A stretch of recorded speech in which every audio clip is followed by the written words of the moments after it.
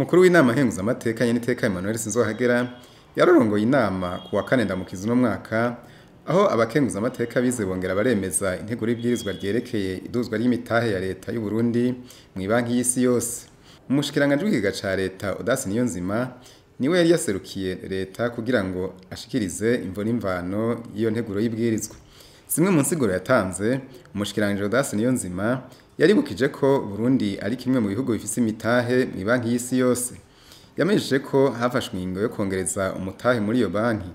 Ayo ngingo ikaba yerekeye ibihugu vyose bisanzwe bifisemwo imitahe. Uwo mushikiranganje yashikirije ko iyo nteguro y'ibwirizwa yateguwe hisunzwe ibwirizwa shingiro rya Republika y'u Burundi mu ngingo zaryo z'amajana 276 n'amajana 277. Iduzwa ry'imitahe ya Republika y'u Burundi mu banki y'isi yose rikaba rizotuma Uburundi bushobora guhabwa amadeni afadika kurusha. Rizotuma kandi igihugu gikomeza ijwi n'igihagararo mu banki y'isi yose. Mu myitwariko n'amakenga abakenguzamateka bashikirije harimo nko gushaka kumenya ko ayo mafaranga Uburundi bugira bushire muri iyo mitahe yoba yarategekanijwe mu mafaranga leta izokoresha muri uno mwaka hamwe n'urugero rw'umutahe Burundi bwari busanzwe bufise mu banki y'isi yose. Barashatse kumenya kandi ico ubushikiranganje bw'ikiga ca leta butegekanya kugira ngo Burundi buve mu bihugu vya nyuma mu by'ubutunzi n'ibindi.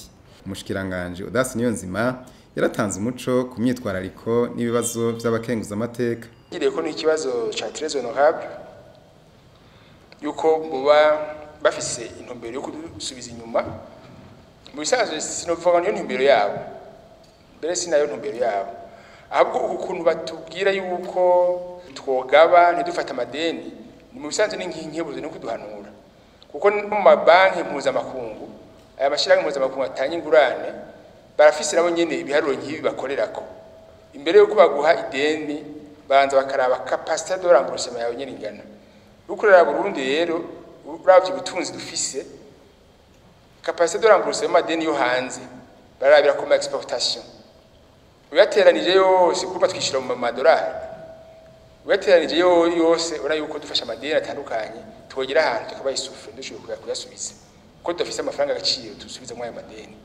Rero Banki Mondiale cikora baregeranye ivyo biharuro bakagira cyo bitaro cadre de soutenabilité de la dette bakavuga bati ufashe ideni rizimvye rizoza kuremera igihugu ahubwo rize kubazingamika musange mudashobora kuryamburusa mudashobora no kwiteza imbere. Bore bagaca badushigikira mu kurondera amadeni atazimvye kuko ko dufise uburyo buke gusubiza ingurane.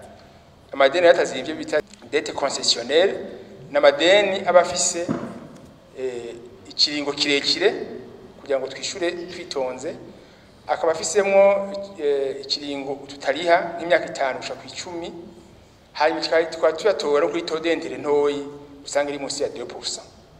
Nivyo baduhanura ko twofata amadeni atazimvye kugira ngo ntibizoze kuturemera kandi tutaratera imbere. Inyuma y'inyishu z'umushikiranganje iyo nteguro y'ibwirizwa ikaba yaciye yemezwa n'abakenguzamateka bose.